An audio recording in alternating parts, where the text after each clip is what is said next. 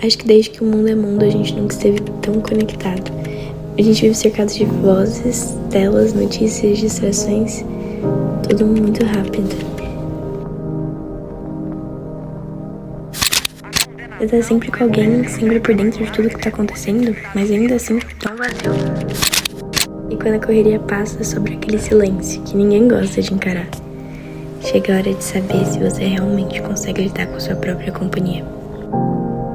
E é por isso que tanta gente tem medo de ficar sozinha, porque o silêncio revela o que tá aí dentro.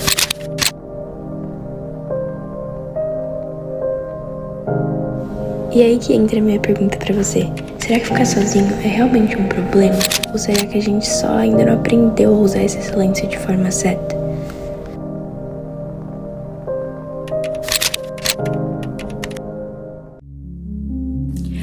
Oi gente, tudo bem com vocês? Eu sou a Manu. Cara, hoje eu quis gravar um vídeo sobre um tema muito importante que talvez você vá ver com um olhar diferente quando esse vídeo terminar. Mas enfim, espero que vocês consigam me entender e me acompanhar.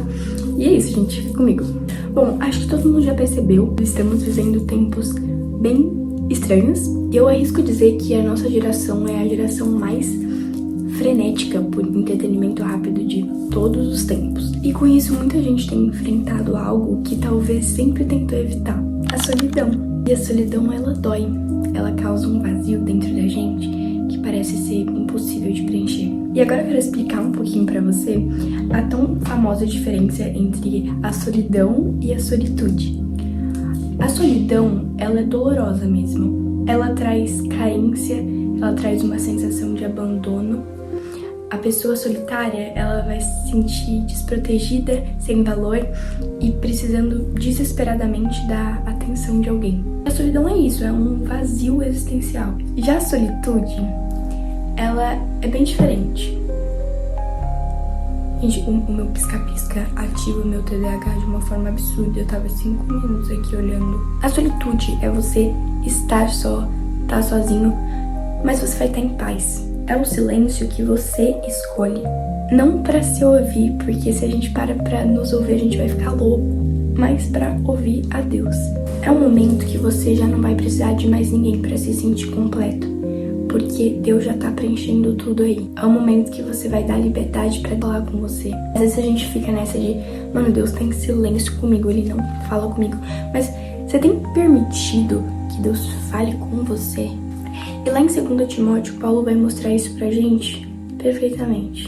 Paulo é o cara mesmo. Em 2 Timóteo 4,16, Paulo tava passando por um momento bem denso da vida dele. Ele fala o seguinte: na primeira vez que fiz minha defesa diante das autoridades, ninguém ficou comigo.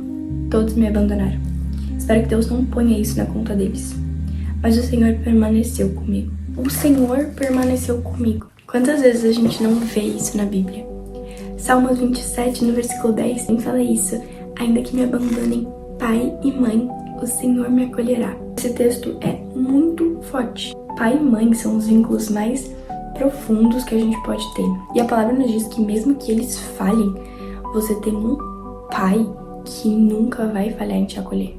Mesmo que seu pai terreno tenha errado demais com você, você tem um Deus que nunca vai falhar.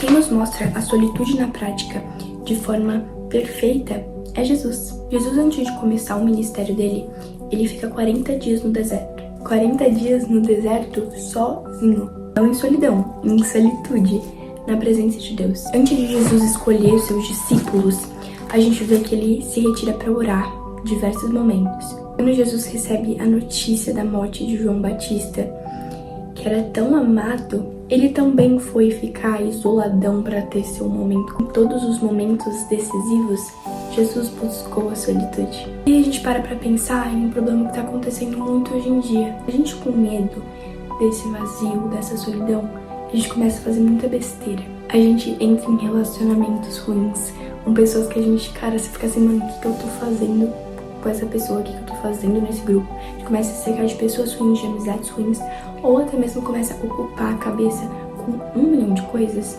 que nem fazem sentido só pra tentar fugir de ficar sozinho. Isso a longo prazo vai causar uma dor infinitamente maior. Cara, eu enfrentei uma época na minha vida que eu passei exatamente por isso. Eu ocupava minha agenda do horário que eu acordava pra quando eu tinha um tempo pra pensar, eu já ia dormir de novo. E eu sempre usava a desculpa que cabeça vazia, oficina do diabo, pra encobrir o fato de que eu não conseguia lidar com meus próprios pensamentos, esconder o fato de que eu não tava em paz sozinha. E que se eu tivesse esse momento de ócio, esse momento sozinha, eu ia enlouquecer.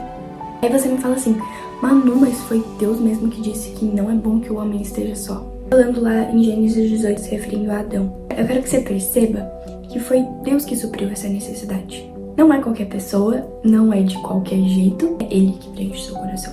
E Ele só vai fazer isso quando Ele for o suficiente pra você. Então agora eu quero responder a pergunta que eu fiz no começo do vídeo. Não, o problema não é estar sozinho. O problema é estar vazio. A solidão, ela vai deixar nosso coração vazio. Mas a solitude, ela enche nosso coração das coisas certas. Jesus, quando disse em Mateus pra gente entrar no nosso quarto, fechar nossa porta e buscar Deus no secreto, solitude é justamente isso. Fechar a porta do mundo, silenciar esse barulho todo que a gente tá vivendo e permitir que Deus fale com você. Aprender a ficar sozinho é muito importante. Eu tenho feito algumas coisas pra colocar isso em prática, mas que eu geralmente não gostava de fazer sozinha. Agora eu tenho usado esses momentos pra desfrutar da minha própria companhia. Lá, vai sair pra andar sozinho, vai tomar um café sozinho, vai ir pro cinema sozinho. Até que o silêncio não seja mais desconfortável pra você. Te garanto que quando você aprender a ficar sozinho, você vai começar a tomar decisões melhores, escolher pessoas melhores pra se ter do lado. Não tô falando pra você se isolar do mundo, é pra você se encontrar com Deus e, consequentemente, com você mesmo. É isso, gente. Eu espero muito que esse vídeo tenha falado com você de alguma forma. Eu não sei pelo que você tá passando, não conheço o coração de ninguém aqui, mas o que eu posso falar é que Deus conhece o mais íntimo do seu coração. Espero que você possa sair desse vídeo tendo uma visão diferente sobre estar sozinho e que Deus continue trabalhando no nosso coração sobre isso. E é isso, nos vemos nos próximos vídeos. Eu estou demorando pra gravar, mas eu não desisti. Isso já é uma baita evolução.